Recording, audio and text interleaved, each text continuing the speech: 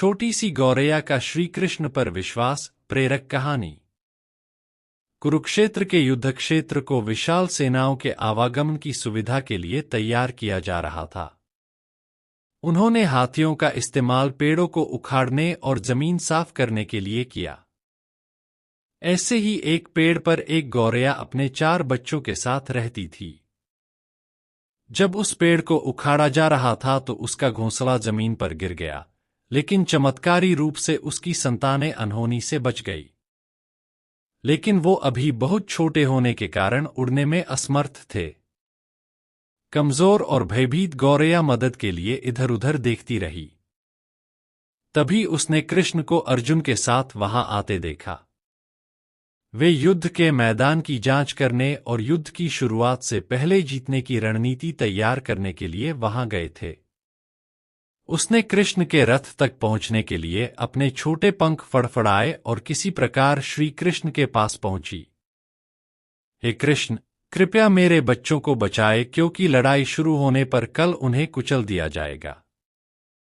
सर्वव्यापी भगवान बोले, मैं तुम्हारी बात सुन रहा हूं, लेकिन मैं प्रकृति के कानून में हस्तक्षेप नहीं कर सकता। गौरैया ने कहा, हे भगवान, मैं जानती हूं कि आप मेरे उद्धारकर्ता हैं। मैं अपने बच्चों के भाग्य को आपके हाथों में सौंपती हूं। अब यह आपके ऊपर है कि आप उन्हें मारते हैं या उन्हें बचाते हैं। कालचक्र पर किसी का बस नहीं है। श्री कृष्ण ने एक साधारण व्यक्ति की तरह उससे बात की, जिसका आशय था कि वहां ऐसा कुछ भी नहीं था जिसके बारे में वो कुछ भी कर सकते थे। गौरैया ने विश्वास और श्रद्धा के साथ कहा, प्रभु, आप कैसे और क्या करते हैं वो मैं नहीं जान सकती। आप स्वयं काल के नियंता हैं, यह मुझे पता है। मैं सारी स्थिति एवं परिस्थिति एवं स्वयं को परिवार सहित आपको समर्पण करती हूं। भगवान बोले, अपने घोंसले में 3 सप्ताह के लिए भोजन का संग्रह करो। गौरैया और श्री कृष्ण के संवाद से अनभिज्ञ अर्जुन गौरैया को दूर भगाने की कोशिश करते हैं। गौरैया ने अपने पंखों को कुछ मिनटों के लिए फुलाया और फिर अपने घोंसले में वापस चली गई। 2 दिन बाद शंख के उद्घोष से युद्ध शुरू होने की घोषणा की गई। कृष्ण ने अर्जुन से कहा कि अपने धनुष और बाण मुझे दो। अर्जुन चौंका, क्योंकि कृष्ण ने युद्ध में कोई भी हथियार नहीं उठाने की शपथ ली थी। इसके अतिरिक्त अर्जुन का मानना था कि वह ही सबसे अच्छा धनुर्धर है। मुझे आज्ञा दें भगवान, अर्जुन ने दृढ़ विश्वास के साथ कहा, मेरे तीरों के लिए कुछ भी अभेद्य नहीं है। चुपचाप अर्जुन से धनुष लेकर कृष्ण ने एक हाथी को निशाना बनाया। लेकिन हाथी को मार के नीचे गिराने के बजाय तीर हाथी के गले की घंटी में जा टकराया और एक चिंगारी सी उड़ गई। अर्जुन ये देखकर अपनी हंसी नहीं रोक पाई कि कृष्ण एक आसान सा निशान चूक गए। क्या मैं प्रयास करूं? उसने स्वयं को प्रस्तुत किया। उसकी प्रतिक्रिया को नजरअंदाज करते हुए कृष्ण ने उन्हें धनुष वापस दिया और कहा कि कोई और कार्रवाई आवश्यक नहीं है। लेकिन केशव, आपने हाथी को क्यों तीर मारा? अर्जुन ने पूछा।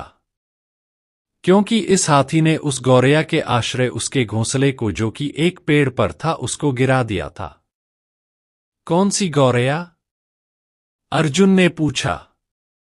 इसके अतिरिक्त हाथी तो अभी स्वस्थ और जीवित है, केवल घंटी ही टूटकर गिरी है।